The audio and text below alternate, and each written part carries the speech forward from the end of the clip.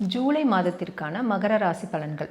எப்போவுமே வேலையில் அதிக ஈடுபாடு கொண்ட மகர ராசி நேயர்களே, இந்த மாதம் எப்படி இருக்குது அப்படின்னு பார்க்கலாம்.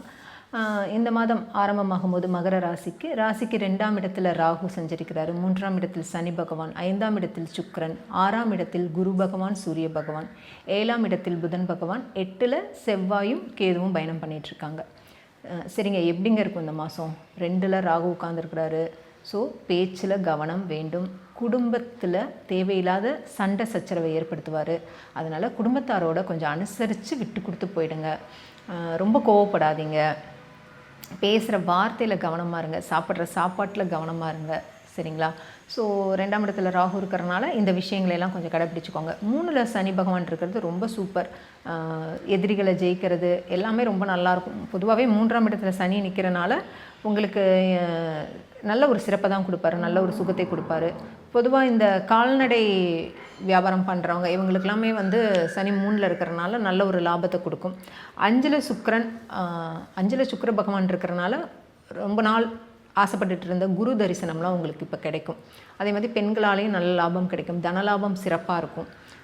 ஆனால் 6ல் குரு மறைஞ்சிருக்கிறாரே அப்படின்னு கவலைப்படாதீங்க. இந்த மாதம் அதை பேலன்ஸ் பண்ணுறதுக்காக சூரிய பகவான் 6ல் இருக்கார். ஏன்னா சூரியன் 6ல் இருக்கும்போது காரிய சித்தியாகும், நினச்ச விஷயங்கள் நடக்கும், எதிரிகளை வெல்லக்கூடிய ஆற்றல் இருக்கும். சரிங்களா? ஸோ எங்கே பார்த்தாலும் பின்னாடி முதுகில் குத்திக்கிட்டே இருக்கானுங்களே அப்படின்னு கவலைப்படாதீங்க. இந்த 6ல் சூரியன் இருக்கும்போது நீங்கள் நினச்ச விஷயங்கள் எல்லாமே உங்களுக்கு சாதகமாக முடியும்.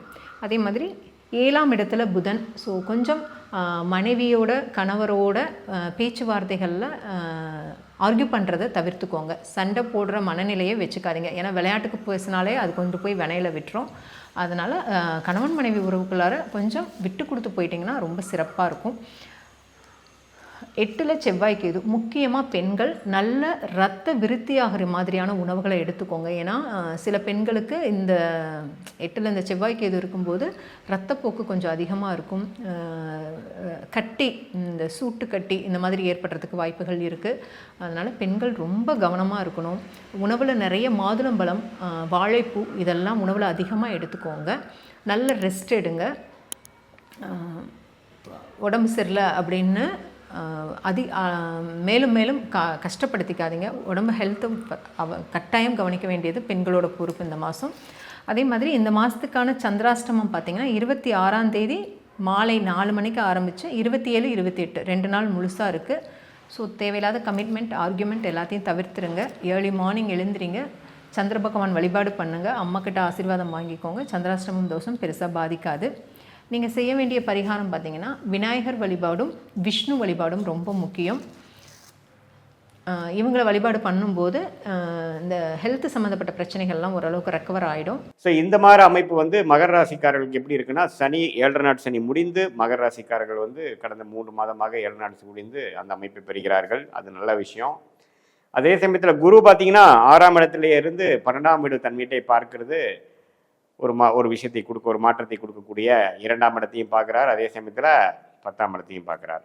ஸோ 10, 12, 2 பார்க்கக்கூடிய குரு பார்த்திங்கன்னா வேலை தொழில் விஷயமாக உத்தியோகஸ்தராக இருந்தாலும் சரி, தொழில் அமைப்பில் இருக்கிறவங்களாக இருந்தாலும் சரி, மாணவர்களாக இருந்தாலும் சரி, உயர் படிப்புக்காக போகிறவங்களாக இருந்தாலும் சரி, டிரான்ஸ்ஃபர் கொஞ்சம் ஆகக்கூடிய, ஒரு இடத்த மட்டும் ஒரு இடம் மாறக்கூடிய மாற்றங்கள் ஒன்றுமே மாறாததுன்னு சொல்கிற மாதிரி ஒரு மாற்றத்தை கொடுக்கக்கூடிய அமைப்பு இந்த மகர ராசிக்காரர்களுக்கு இந்த வருடங்கள் முழுவதும் 25 முழுவதும் இருக்குது. அதில் இந்த ஜூலை ஒரு முக்கியத்துவம் உள்ள ஒரு மாதமாக கண்டிப்பாக வருகிறது. ஏன்னா அந்த டைமில் பார்த்தீங்கன்னா குரு 12ஐ பார்த்து சனி 3ஆம் இடத்துலேருந்து ராகு கேதுகள் 2, 8ல் இருக்கும் பொழுது மாற்றத்துக்கு மகர ராசிக்காரங்க ரெடி ஆகிறாங்க. அதே சமயத்தில் மாத கிரகம் என்று சொல்லப்படுகிற புதன் பார்த்தீங்கன்னா 7ஆம் இடத்துலேயே இருக்கிறார். அதே சமயத்தில் செவ்வாய் 8ஆம் இடத்துல இருக்கிறார்.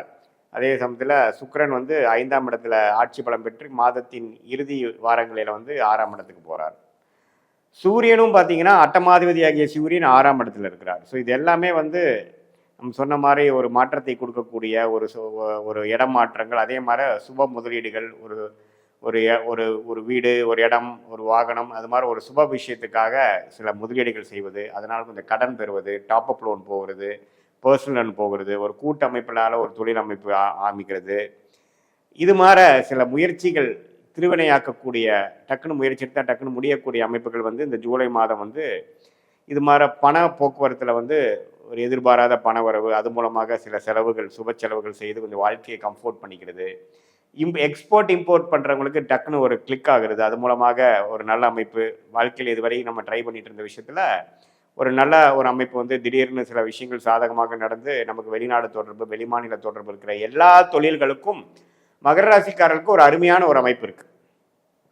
ஸோ ஒன்று வந்து வெளிநாடு விஷயங்கள், வெளிமாநில விஷயத்தில் நல்ல ஒரு பலன்கள். அதே சமயத்தில் குடுக்கல் வாங்கலில் கொஞ்சம் நல்ல ஒரு அமைப்பு. கடன் விஷயங்களில் எதிர்பார்க்குற கடன் நமக்கு உடனே கிடைத்து அது மூலமாக சில சுப செலவுகள், சுப இன்வெஸ்ட்மெண்ட்ஸ் பண்ணிக்கக்கூடிய அமைப்பு. இடம் மாறுதல், டிரான்ஸ்ஃபர் ஆகக்கூடிய அமைப்பு, இருக்கும் இடத்தை விட்டு மாறக்கூடிய அமைப்பு. அதே சமயத்தில் உடம்பு உபாதைகளும் கொஞ்சம் பெரியவங்க, சீனியர் சிட்டிசன்ஸ்க்குலாம் கொஞ்சம் வரக்கூடிய அமைப்புக்கு இந்த 45-50 வயசுக்கு மேலே இருக்கிறவங்களுக்குலாம் பார்த்தீங்கன்னா மகர ராசிக்காரர்களுக்கு உடல் உபாதைகள் கொஞ்சம் வந்து ஒரு டயபெட்டிஸு, ஒரு சுகரு, கொஞ்சம் தைராய்டு, அது மாதிரி சில பேராமீட்டர்ஸ் பாடியில் இருக்கக்கூடியதெல்லாம் கொஞ்சம் அதிகமாகக்கூடிய அமைப்பு. அதை வந்து கொஞ்சம் வாழ்க்கையில் இருக்கக்கூடிய அந்த ஹேபிட்ஸு, லைஃப் ஸ்டைல் ரிலேட்டடான விஷயத்தில் கொஞ்சம் கண்ட்ரோல் பண்ணிக்கணும். மற்றபடி வந்தீங்கன்னா ஒரு மாதிரியான ஒரு மாற்றங்கள், தொழிலில் முயற்சி அதிகம். இவ்வளோ வருஷமாக 6 மாதமாக போன வருடம் ஃபுல்லாக ட்ரை பண்ணது எல்லாமே இந்த மாதத்தில் கொஞ்சம் சீக்கிரமாக நடக்கக்கூடிய அமைப்பு. இது மாதிரி ஒரு ஒரு ஒரு ஒரு கிளை வச்சுருக்கிறோம், இன்னொரு பிரான்ச் போடலான்னு நினைக்கிறவங்க, அல்லது இன்னொரு வேலையில் இருக்கிறாங்க, இன்னொரு பெரிய வேலைக்கு மாறலான்னு நினைக்கிறவங்க, ஒரு இடம் விட்டு இன்னொரு இடம் மாறக்கூடிய, இன்னொரு தொழிலில் வந்து அடுத்த லெவல் போகக்கூடிய, ஒரு ப்ராடக்ட் லைன் வச்சுட்டு அடுத்த ப்ராடக்ட் லைன் போகக்கூடியது, இன்னொரு டொமைனில் போகக்கூடியது, இது மாதிரி கொஞ்சம் அபிவிருத்தி, அடுத்த லெவல் எக்ஸ்டென்ஷன், அடுத்த லெவல் டெவலப்மெண்ட்டு வந்து அதிகமான கொடுக்கக்கூடியது. அதுக்கு வேணுங்கிற முதலீடுகள், அதுக்கு வேணுங்கிற அமைப்புகள், அதுக்கு வேணுங்கிற நிதி உதவிகள் எல்லாம் பெறக்கூடிய ஒரு மாதமாக ஜூலை மாதம் 2025 இருக்குங்க. ஸோ மகர ராசிக்கு 7.5 நாள் சனி முடிஞ்சது ஒரு அருமையான விஷயம். அதே சமயத்தில் குரு பார்த்திங்கன்னா 6ஆம் இடத்துலேருந்து 2ஆம் இடத்தை பார்ப்பது ஓரளவுக்கு தப்பு இல்லை. இது மாதிரி கொஞ்சம் வருவாய்க்கும் தவறில்லாத விஷயந்தான். சூரியன் பார்த்தீங்கன்னா 8ஆம் இடத்து அதிபதியே 6ல் இருக்கும் பொழுது உடல் உபாதைகள் கொஞ்சம் வந்துட்டு போகலாம். அதான் நான் முதலே சொன்னேன், கொஞ்சம் சீனியர் சிட்டிசன், மிடில் ஏஜுக்கு மேலே இருக்கிறவங்களாம் கொஞ்சம் கேர்ஃபுல்லாக இருக்கணும். அதே சமயத்தில் திருமணம் எதிர்பார்த்துட்டு இருக்கிறவங்க, திருமணமாகி கொஞ்சம் இடம் மாறி போகிறது, வெளிநாடு போகிறது, விசா எதிர்பார்க்குறவங்களுக்கு வந்து டக்குன்னு ஹையர் ஸ்டடீஸ் அந்த விசாவோட கிடைக்கிறது, வேலையில் மாற்றம், அது மாதிரி விஷயங்கள்லாம் நல்லாவே இருக்குது. ஸோ இந்த அமைப்பு பார்த்திங்கன்னா 7.5 நாள் சனி முடிஞ்சதுலேருந்தே வாழ்க்கை ஓரளவுக்கு மேன்மையாகி இப்போ நெக்ஸ்ட்டு நமக்கு ஒரு 7-8 வருஷம் என்ன பண்ண போகிறோம்னு ஒரு கிளாரிட்டி கொடுத்து அதுக்கு வேணுங்கிற முதல் கட்ட நடவடிக்கைகள், மாற்றங்கள், அடிப்படை விஷயங்கள்லாம் கொடுக்கக்கூடிய ஒரு அற்புதமான மாதமாக இந்த மகர ராசிக்காரர்களுக்கு இந்த ஜூலை மாதம் 2025 வருகிறது.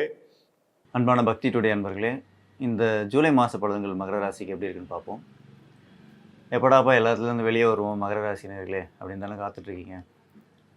எந்த துன்பங்கள்லேருந்து வெளியே வருது, எங்கே போனாலும் எல்லாமே இடிக்குதுன்னு தான் பார்த்துட்ருக்கீங்க இல்லையா? உங்களோட ராசிக்கு 2ஆம் இடத்துல சனி பகவானும் ராகுவும் சேர்ந்து உட்காந்துருக்காங்க. அஷ்டமஸ்தானத்தில் இருக்கக்கூடிய செவ்வாயும் கேதுவும் இந்த சனி பகவானையும் ராகுவும் பார்க்குறாங்க. சனி பகவான் ஏற்கனவே சொன்ன மாதிரி இந்த ஜூலை 2ஆம் தேதியே வந்து உங்களுக்கு வக்ரகதி ஆகிட்டார். வக்ரகதி ஆனதுலேருந்து கொஞ்சம் பலன்கள் மாறி இருக்கும், உங்களுக்கு கட்டாயம் மாறாமல் இருந்திருக்காது. இருந்தாலும் பார்த்தீங்கன்னா இப்போ இந்த சர்பதோஷ காலகட்டமாக இருக்கிறதுனால இந்த பலன்கள், இந்த சில சிக்கல்கள்லாம் கண்டிப்பாக நீடிச்சிட்டு தான் இருக்குது. 2ஆம் இடத்துக்கூடிய சனி பகவான் வார்த்தைகளில் வந்து கவனத்தை கொடுப்பார். வார்த்தைகளை கவனமாக இருக்கணும். நீங்கள் வார்த்தைகளில் அகப்பட்டுப்பீங்க நீங்கள். அதனால் வார்த்தைகள் பார்த்து பிரயோகம் பண்ணுங்கள். 3ஆம் இடத்துக்குரிய குரு பகவான் என்ன பண்ணுறாங்க, 6ஆம் இடத்துல போய் மறைகிறார் உங்களுக்கு. சரிங்களா? இத்தனை நாள் போன வருஷம்லாம் பார்த்தீங்கன்னா உங்களுக்கு மே மாதத்துக்கு முன்னாடிலாம் 5ஆம் இடத்துல இருந்த குரு நல்ல பலன்கள் கொடுத்துட்டு இருந்தார். இப்போ 6ஆம் இடத்துக்கு போயிட்டு அந்த 6ஆம் வீட்டுக்குரிய புதனோடு சேர்ந்துருந்தார். புதனும் வந்து 23ஆம் தேதி பயிற்சியாகி கடகத்துக்கு பயிற்சியாகி உங்களோட ராசியை பார்க்குறாரு. இப்போ இத்தனை நாள் 4ஆம் இடத்துல இருந்த உங்கள் சுக்கிர பகவான் பார்த்தீங்கன்னா இப்போ தன்னோட சொந்த வீடான ரிஷப ராசிக்குள்ளே நுழைஞ்சிருக்கார் 30ஆம் தேதி ஜூன் மாதத்துலேருந்து. அப்போது அது நற்பலன்களை கொடுக்கும் கண்டிப்பாக. இத்தனை நாள் வெயிட் பண்ணிட்டு இருந்தீங்களா, சில பதவிகள்லாம் கொடுக்குறேன்னு சொல்லியிருந்தாங்க உங்கள் ஆஃபீஸில், வேறு பேர்லாம் போட்டாங்க. உங்களுக்கு கீழே உங்களுக்கு ஒரு லெட்டர் கூட டிராஃப்ட் பண்ண தெரியாது, அவங்களாம் வந்து அந்த பதவி போட்டிருப்பாங்க. உங்களுக்கு வர வேண்டிய பதவியெல்லாம் பறித்து அவங்களுக்கு கொடுத்துருப்பாங்க. கவலைப்படாதீங்க, கொஞ்ச நாள் தான், அவங்களோட திறமை அவங்களுக்கு தெரிஞ்சிடும். அதுக்கப்புறமா அந்த போஸ்டிங் உங்களே போட்டுருவாங்க. 4ஆம் இடத்துலேருந்து 5ஆம் இடத்து மாறிய சுக்கிர பகவான் வந்து பெண்களால் உங்களுக்கு நற்பலன்களை வாரி வழங்கக்கூடிய அமைப்பை இப்போ தருகிறார். உங்களோட 11ஆம் இடத்தையும் பார்க்குறாரு சுக்கிர பகவான் 5ஆம் இடத்துக்கு போயிட்டு. பூர்வ புண்ணியஸ்தானம் பலமாகிடுச்சு. இப்போ பதவியும் வந்து சேரும். நீங்கள் எந்த பதவிக்காக எதிர்பார்த்து காத்திருந்தீங்களோ அந்த பதவி உங்களை வந்து சேரும். இப்போது உடல் ரீதியான பாதிப்புகள் கொஞ்சம் கொடுக்கும். நரம்பு சம்மந்தப்பட்ட பிரச்சனைகளை கொஞ்சம் கொடுக்கும். 6ஆம் இடம் வந்து பலப்பெற்று இருக்கிறது. இப்போ வந்து பார்த்தீங்கன்னா குரு பகவான் அங்கே இருக்கார். குரு பகவான் 6ஆம் இடத்துல வந்து உங்களுக்கு 12ஆம் வீட்டை பார்க்குறாரு. 12ஆம் வீடு என்பது என்னது? அலைச்சல் ஸ்தானம். ரொம்ப அலைச்சல் இருக்கும். தூங்கணும்னு நினச்சா தூங்க முடியாது. வேலைப்பளு ஜாஸ்தி இருக்கும் இப்போ உங்களுக்கு. இந்த மாதிரி விஷயங்கள் இப்போ நடந்துகிட்ருக்கு. இப்போ 7ஆம் இடத்துல வந்து உங்களோட ராசிக்கு 7ஆம் இடத்துல உங்களை ஆறக்கூடிய புத பகவான் வந்து உங்கள் ராசியை பார்க்குறாரு. வக்ரமாகி பார்க்குறாரு. இப்போ இத்தனை நாள் கொஞ்சம் பிரச்சனைகள்லாம் இருந்தது இல்லையா? நரம்பு சம்மந்தப்பட்ட பிரச்சனை, உடல் ரீதியான மன ரீதியான பிரச்சனை எல்லாமே கொஞ்சம் கொஞ்சம் மாறும்.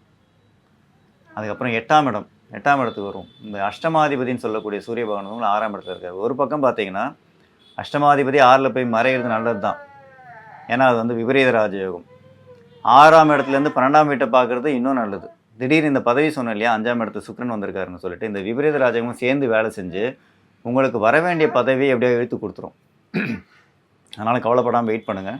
உங்களுக்கு வர வேண்டிய பதவி லேட் ஆனாலும் கட்டாயம் வரும். 8ஆம் இடத்துல பார்த்தீங்கன்னா உங்களுக்கு செவ்வாயும் கேதுவும் உட்காந்துருக்காங்க. செவ்வாய் கேது எப்போவுமே உங்களுக்கு சந்திராஷ்டம தினங்கள் வந்து ரொம்ப கொடுமையாக இருக்கும். இந்த செவ்வாய் கேது கூட சந்திரன் சேரும்போது அப்போ முக்கியமான முடிவுகள் வந்து நீங்கள் எடுக்கக்கூடாது. அந்த சமயத்தில் முக்கியமான முடிவுகளை தள்ளி போடுங்க. அந்த 2.25 நாள் என்ன பண்ணுங்கன்னா மௌன விரதம் இருங்க சந்திராஷ்டம நாட்களில். சரிங்களா? மௌன விரதம்னா யார்கிட்டும் பேசாதீங்க, தேவையில்லாமல் பேசாதீங்க. வேலை செஞ்சாச்சு, எப்போ முடியும், இத்தனை மணிக்கு முடியும், அவ்வளோதான். இந்த வேலையில் இவ்வளோ பிரச்சனைகள் இருக்குது, இந்த வேலை அவங்க செய்யலை, அதனால தான் இவ்வளோ லேட் ஆச்சு. அதனால் எந்த பேச்சும் அந்த சந்திராஷ்டம நாட்களில் வச்சுக்காதீங்க. அது உங்களுக்கே பேக் ஃபயர் ஆகிடும். அதுக்கப்புறமா நீங்கள் தான் கஷ்டப்படுவீங்க. உங்களோட சீனியர் வந்து உங்களுக்கு கூப்பிட்டு திட்டுவார். அந்த நிலைமையை நீங்கள் உருவாக்கிக்காதீங்க. 8ஆம் இடத்துல இருக்கக்கூடிய செவ்வாய் இந்த மாதம், அதாவது ஜூலை மாதம் 30ஆம் தேதி வந்து பெயர்ச்சியாகி தன்னோட அடுத்த வீடான கன்னி ராசிக்கு போகிறார். சிம்மத்திலேருந்து உங்களோட ராசிக்கு 4 கூடையவர், உங்களோட ராசிக்கு 11ஆம் வீட்டுக்குடையவர் செவ்வாய். அவர் வந்து உங்கள் ராசிக்கு 9ஆம் வீட்டுக்கு போகும்போது எல்லா மாறுதல்களும் நல்ல மாறுதல்களாகவே இருக்கும். இந்த ராகுகேது கிட்டேருந்து ரிலீஸ் ஆகி செவ்வாய் போகிறாரு பார்த்தீங்களா? அந்த காலகட்டம் வந்து மிக அருமையான காலகட்டம். வெயிட் பண்ணிட்டு இருந்தீங்களா அந்த பதவி கட்டாயம் வந்து சேர்ந்துடும். இந்த காலகட்டத்தில் கண்டிப்பாக சேரும். அதாவது இந்த ஜூலை 30ஆம் தேதியிலேருந்து செவ்வாய் பயிற்சி ஆகிறது வந்து நல்ல பலன்களை உங்களுக்கு வாரி வழங்கும். செவ்வாய் வந்து தன்னோட 4ஆம் பார்வையாக 9ஆம் வீட்டிலேருந்து உங்களோட விரயஸ்தானமான 12ஆம் இடத்தை பார்க்குறாரு. சூரியனும் அங்கே பார்க்குறாரு. குரு பகவானும் அந்த இடத்த 12ஆம் இடத்தை பார்க்கும்போது நிறைய வீண் அலைச்சல்கள் கிடைக்கும். சுப விரயங்கள் ஏற்படுறதுக்கான வாய்ப்புகளும் இருக்குது. செவ்வாய் அதே மாதிரி தன்னோட 7ஆம் பார்வையாக உங்களோட 3ஆம் வீடு தைரியஸ்தானத்தை பார்க்கும்போது இந்த செவ்வாய் பயிற்சி மிகச்சிறந்த நற்பலன்களை கொடுக்கும். 8ஆம் பார்வையாக தன்னோட சொந்த வீடான மேஷத்தை பார்க்குறாரு. அப்போது சுகஸ்தானம் என்று சொல்லக்கூடிய வீடு, வாகனம் அதெல்லாமே வந்து உங்களுக்கு வந்து சேரும். இந்த ஜூலை மாத பலன்களை பொறுத்த வரைக்கும் சுக்கிரன் பெயர்ச்சியும் சரி, புத பகவான் பெயர்ச்சியும் சரி, செவ்வாயோட பெயர்ச்சியும் சரி உங்களுக்கு நல்ல பலன்களை வாரி வழங்கும். இந்த மாதம் இனிய மாதமாக அமைய வாழ்த்துக்கள். நல்லதே நினைப்போம், நல்லதே செய்வோம், நல்லதே நடக்கும். சிவாய நம. திருச்சிற்றம்பலம்.